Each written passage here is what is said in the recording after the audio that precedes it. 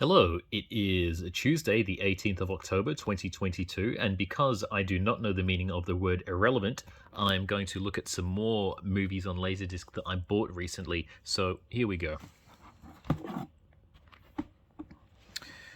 Okay, On Her Majesty's Secret Service, the 1969 James Bond film.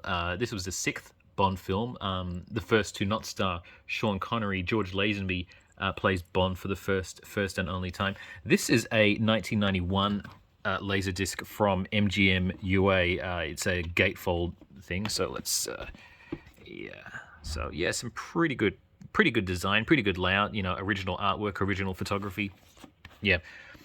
This is a really good James Bond film. It stuck pretty closely to the Ian Fleming novel at a time when the Bond films were starting to take the titles and little else from the book. So it's a faithful adaptation. George Lazenby he's actually really good in this. He plays Bond. He's not as confident or as indestructible as Sean Connery, and that kind of works in the context of this particular adventure, which sort of requires Bond to be a bit more vulnerable, a bit more troubled. And it is a bit more of it is kind of more cynical than the other Bond films, and it's sort of I think Lazenby's I guess you want to say his deficiencies, for lack of a better word, actually are really quite appropriate for this movie. And there's a great cast, Diana Rigg playing the love interest Tracy, and Telly Savalas as Ernst Stavro Blofeld, the villain. Savalas is really good in this film. Yeah, Lazenby in a sort of a dunderheaded move, elected to not reprise the role after this. And so that's a whole other thing. I have.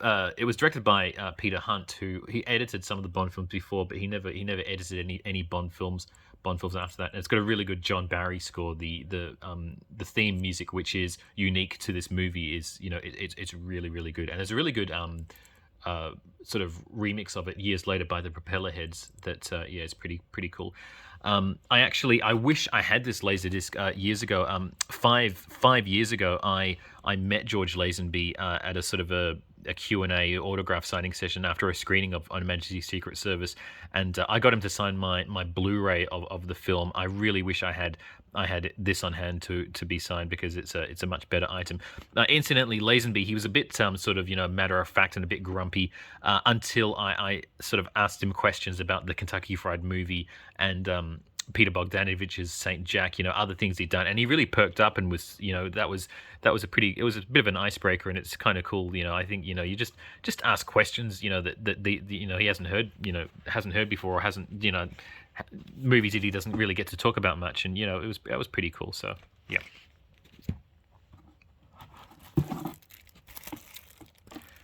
Oh, getting ahead of myself.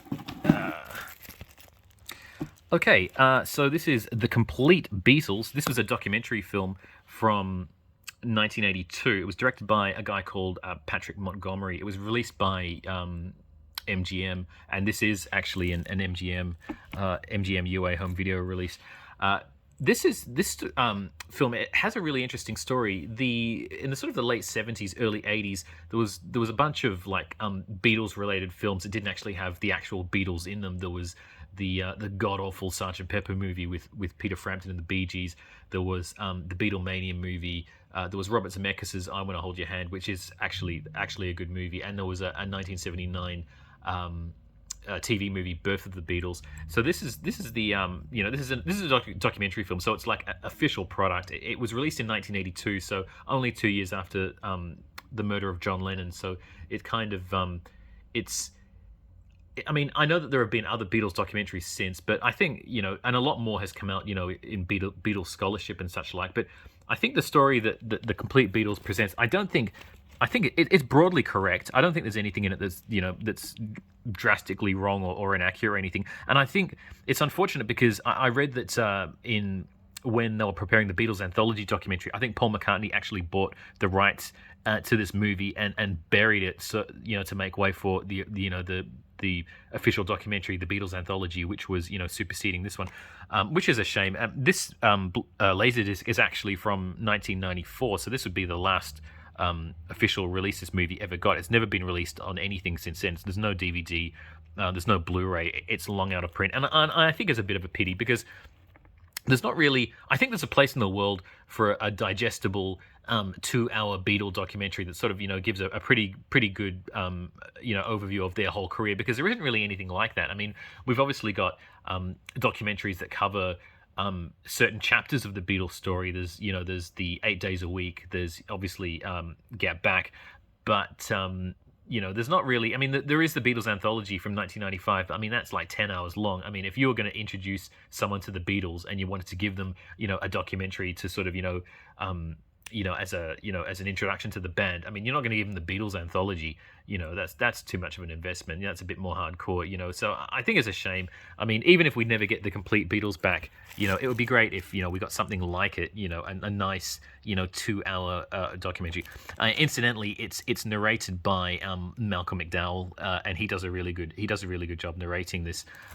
It's far less disturbing than his narration in the movie Caligula.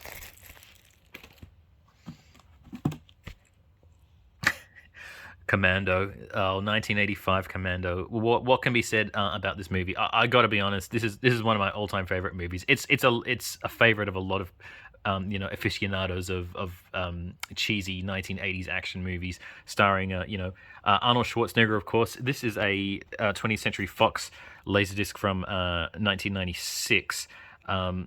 Yeah, and directed by Mark Lester, whose other credits include Class of 1984, Firestarter, Class of 1999, Roller Boogie.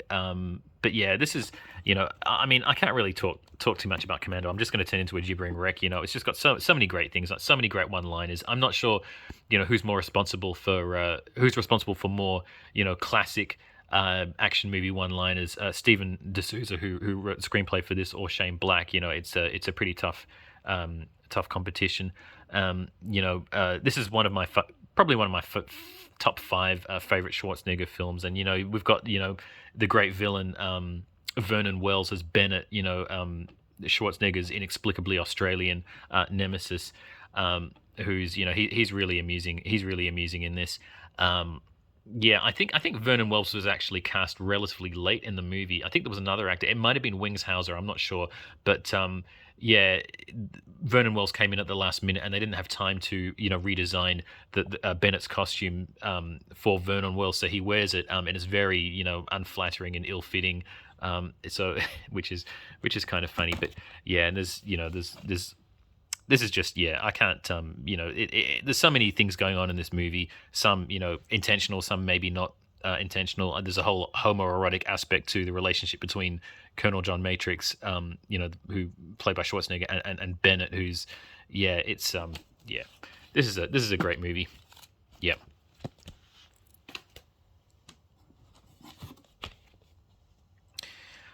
Here we go. Blade Runner. This is the 1989 Criterion Collection LaserDisc version of Blade Runner, the seminal, iconic 1982 science fiction movie directed by Ridley Scott. There are, there are lots of versions of Blade Runner floating around. There are 3 main cuts. There's the 1982 theatrical cut, the 1990, was it 91 or 92? The theatrical, the director's cut, and then the 2007. Final cut. The final cut is the best version. This is from 1989, so this is before the special, the director's cut. This is the original theatrical version. Yeah, and it's as you can see, it sort of uses the John Alvin poster artwork, the original poster artwork, but they've kind of, yeah, I don't know what they've done. I mean, it's cropped. That's not the problem. They've sort of airbrushed it a lot. They've sort of smoothed Harrison Ford's face. It just looks. He looks like a plastic surgery victim. Like he's just had a few too many facelifts. I mean, was this deliberate? Is this some sort of reference to the possibility that that Rick Deckard is a replicant and he's not really human, because he sort of looks barely human here. Is it deliberate? I don't think so. It's just a baffling artistic choice.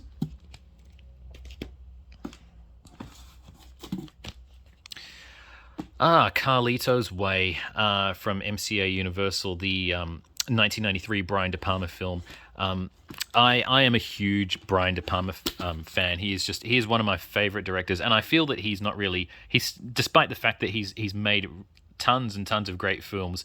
I feel like he's not really accorded, the respect he deserves. I feel that if you like Brian De Palma, you're still considered to be like a Brian De Palma apologist as opposed to a Brian De Palma fan.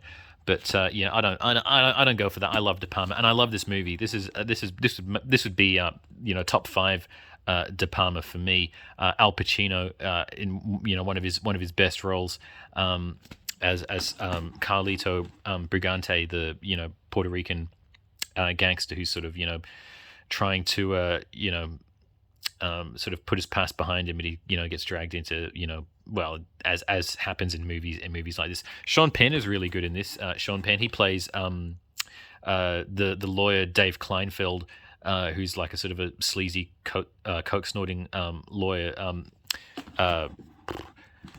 Penn, he'd worked with Brian De Palma in Casualties of War in 1989.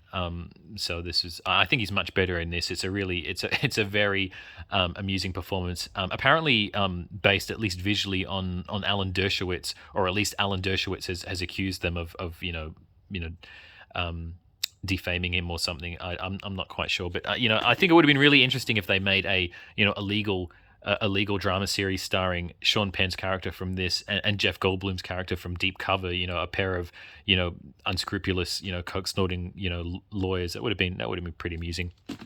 The film is actually it's based on, there were two books with the character of Carlito Brigante. There was Carlito's Way and After Hours. They were written by Edwin Torres. This movie Carlito's Way, it takes the title of Carlito's Way, but it's actually based more on the novel After Hours. But they couldn't use that title because Martin Scorsese had already used it for a completely different film in 1985. There was a prequel some years later, a straight to video prequel. I can't even remember what it was called. Was it like The Rise of Carlito or something? And I think that was based on the novel Carlito's Way. I don't know. It doesn't have any of the cast members from this movie in it. I think I've seen it. I think I've seen it on DVD, but I don't remember it, which probably goes towards saying what kind of movie it is. But yeah. So I was pretty happy to get this. I think Brian De Palma, he's made some pretty good movies after this, but I think this is the last movie he made that I think sort of is in the top flight of Brian De Palma films. So yeah.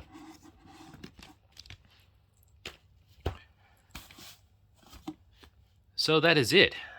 Any of you still watching this?